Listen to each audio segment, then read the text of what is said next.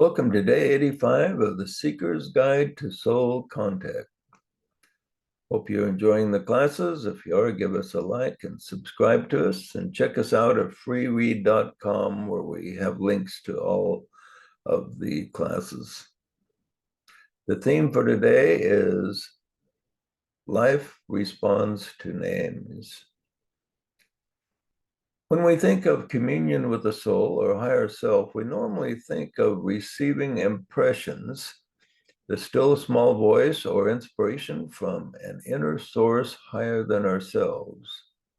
All these methods are good, and the seeker should expand upon them as much as possible. Often unrealized is that the higher self, at least from the point of view, is basically unlimited. There are no boundaries as to how it can communicate with us if we are willing. The only restriction is that the communication must be a two-way endeavor. The seeker cannot just sit back and let the higher self do all the work. Neither will your higher self leave everything up to you. In the end, you are one, the reflector and the reflection.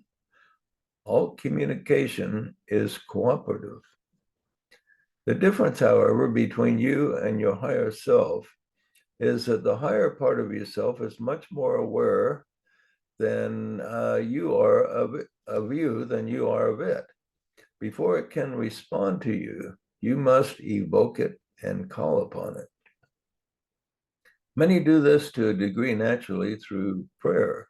In prayer, the person calls upon God, but your higher self is linked to God, and if the prayer is potent enough, you will receive an answer. Similarly, meditation can evoke response from your higher self. One of the most important pieces of knowledge for the seeker to have is that there is a higher part of oneself that is the intermediary between him and God or your source, and that it's happy to make the contact. As mentioned earlier, there are many distractions and illusions that take away our attention from our true spirit within and place them on the gods without. But when the seeker finally looks in the right place, he can indeed seek and find. The important key to greater knowledge of your higher self is that it has a name. And just like you respond to your name, this entity responds to its name. The assignment today is to find the name of your higher self and call upon it. And how am I supposed to do that? Asks the seeker. The simplest way is just to ask what its name is. Those who ask, who are sensitive, may get the answer right away. Some will think they have the right name, but really have an incorrect one. Others will just not be sure if they're getting anything or not. How then can the seeker find the name and be useful to a group if many do not retrieve the correct name?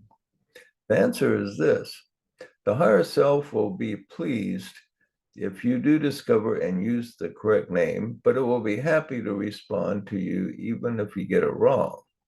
The most important thing is to tune into its essence and call it by a name that feels good and right to you. Here is the process to apply. First, consider that your higher self may have the same or similar name as your own.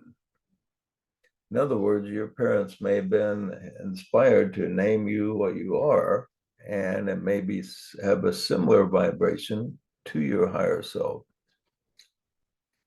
Sometimes parents will tune into this, and this is where the name comes from. As you meditate, pray, or contemplate, think of this possibility first. If you do not get a positive response on this, then ask, my friend, myself, my link to God, who art thou? And by what name do you wish to be called? Then sit in silence for a few moments and listen. After discerning the name to the best of your ability, pick the one that feels most correct, even though you may not be sure you're right.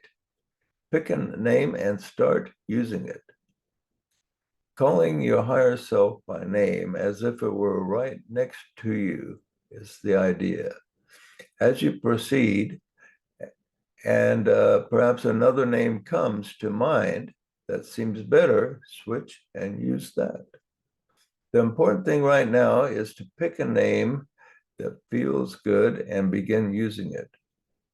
Keep the name to yourself and do not tell anyone unless you feel impressed from within to do so. We will explore using the name in the next lesson. End with this affirmation. I call upon a name from God. That would be the name of your higher self. That's a lot to embrace this time, and we will continue this tomorrow.